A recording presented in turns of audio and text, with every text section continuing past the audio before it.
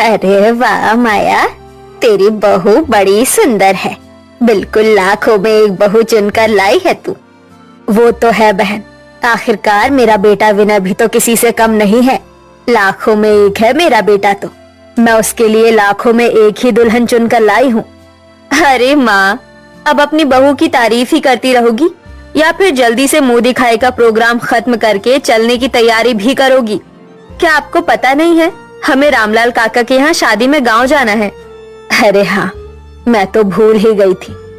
तू जल्दी से बहू को उसके कमरे में ले जा और जल्दी से तैयार होकर तुम नीचे आ जाओ। हमें अभी ही निकलना है, नहीं तो तेरे पिताजी बेहद गुस्सा होंगे। जी माँ। कल ही मोनिका की शादी मेहर चंद के बेटे विनय से हुई थी। कल ही मोनिका की डोली आई और आज ही उसे मेहर चंद के घनिष्ठ मित्र रामलाल के यहाँ उनकी बेटी की शादी में सबके साथ दोपहर की गाड़ी में गांव जाना पड़ता है। इसलिए मोनिका और विनय को एक साथ दो पल भी गुजारने का समय नहीं मिला। अभी तो उनकी सही से मुलाकात भी नहीं हुई थी। इसी के चलते उनके मन में ढेरों सवाल आ रहे थे।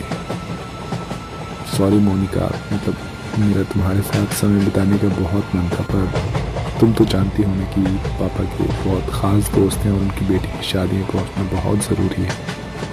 क्या मुसीबत है, शादी की इतनी थकान हो चुकी थी, एक पल का भी आराम नहीं मिला। यहाँ तक कि मैंने अपनी सुहागरात के लिए इतने सपने सजाए थे और सुहागरात के दिन ही हमें यहाँ आना पड़ रहा है।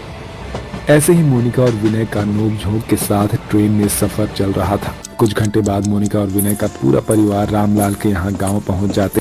वहाँ जाते ही सभी औरतें और लड़कियाँ मोनिका को घेर लेती हैं, क्योंकि मोनिका नई नवेली दुल्हन थी और पहली बार गाँव आई थी। माया बहन, हम एक काम करते हैं, सारी औरतें एक साथ सो जाते हैं और आदमी आदमी दूसरे कमरे में एक साथ सो जाएंगे। वैसे भी कल सुबह पिंकी की हल्दी के लिए जल्दी उठना है। हाँ हाँ, हम सब औरतें एक साथ ही सो जाएंगी। मोनिका बहू, तुम माहिरा के साथ उसके बिस्तर पर सो जाना। हाँ बहन जी, ये सही रहेगा, क्योंकि ठंड भी बढ़ती जा रही है और ये नवंबर और दिसंबर की शादियां तो बेहद ठंड से भरी होती है। एक साथ सोने पर रजाई और गद्दे की भी कमी नहीं पड़ेगी। ये सही है पिंकी, ठंड में शादी करने का मजा ही कुछ और है। बेशरम, क्या कह रही है तू? माहिरा की बात सुनकर सभी हंसने लगते हैं और इसी तरह शाम भी बीत जाती है और रात को सभी मेहमान खाना खाकर अपने अपने जगह पर सो चुके थे। लेकिन मोनिका और विनय की आंखों में तो मानो नींद ही नहीं थी, क्योंकि उनके लिए यह उनकी शादी के बाद की पहली रात यानी उनकी सुहाग रात थी और दोनों अलग अलग बिस्तर पर सोए हुए थे। मोनिका औरतों के बीच और विनय आदमियों के बीच में और दोनों के हाथों में फोन थे। मोनिका, यहाँ तो सब लोग गहरी नींद में सो चुके हैं, अगर वहाँ भी सब लोग सो गए तो कुछ देर के लिए बाहर आंगन में आ जाओ ना। ठीक है, मैं आती हूँ। मोनिका किसी तरह बाहर आती है और आंगन में विनय कांपते हुए उसका इंतजार कर रहा था। यहाँ तो बहुत ठंड है, ऐसे अगर हम बाहर रहे तो हमारी तबीयत खराब हो जाएगी। देख रहे हो कितनी तेज हवाएं चल रही है और ओस भी गिर रहा है। एक काम करते हैं, ये जो सामने झोपड़ी है ना, उसमें चलते हैं। वहाँ हमें ठंड भी कम लगेगी और हमें कोई देखेगा भी नहीं और हमारी बातें भी हो जाएगी। पर विनय, हमें यहाँ जाते हुए किसी ने देख लिया तो? पता है ना आपको, गांव के लोग कैसी कैसी बातें बनाते हैं। तुम परेशान क्यों हो रही हो? मैं हूं ना तुम्हारे साथ। जब मैं तुम्हारे साथ हूँ तो डरने की क्या बात है? हाँ, हम कोई अनजान थोड़ी ना है। अरे हमारी तो शादी हो चुकी है, यानी एक रिश्ते में हम लोग बन चुके हैं, तो फिर क्यों घबराए भाई हम?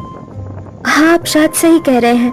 जिसके बाद विनय मोनिका का हाथ पकड़ता है और सीधे एक घास फूस की बनी हुई झोपड़ी में चला जाता है, जहां मोनिका शर्मा रही थी, लेकिन उसे विनय का साथ अच्छा लग रहा था, क्योंकि शादी के बाद ये पहला मौका था जब वो उससे अकेले में बात कर पा रही थी। दोनों धीरे धीरे एक दूसरे के करीब आने लगते हैं। विनय प्यार भरी नजरों से मोनिका को देख रहा था, तभी मोनिका चिल्ला पड़ती है।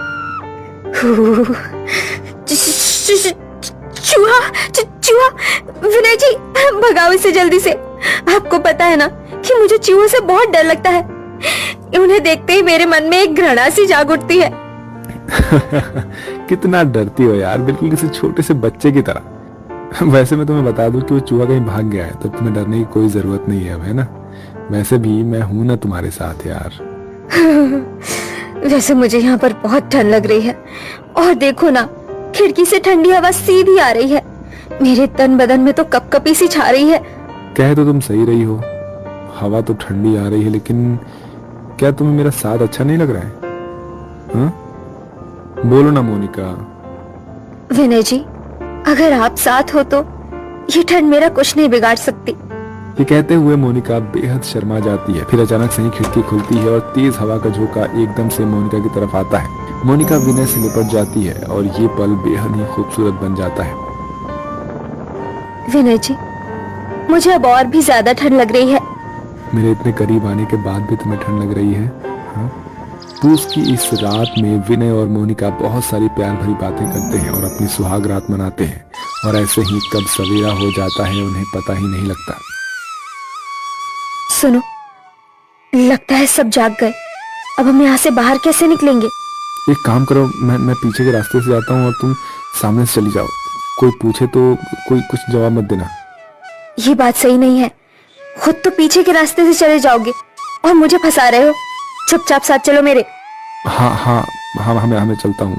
देखो, मैं डरता नहीं हूँ यार किसी से, आखिरकार तो मेरी बीवी हो। मैंने कोई चोरी थोड़ी की है। अच्छा जी, तो फिर पीछे से जाने का ख्याल क्यों आया?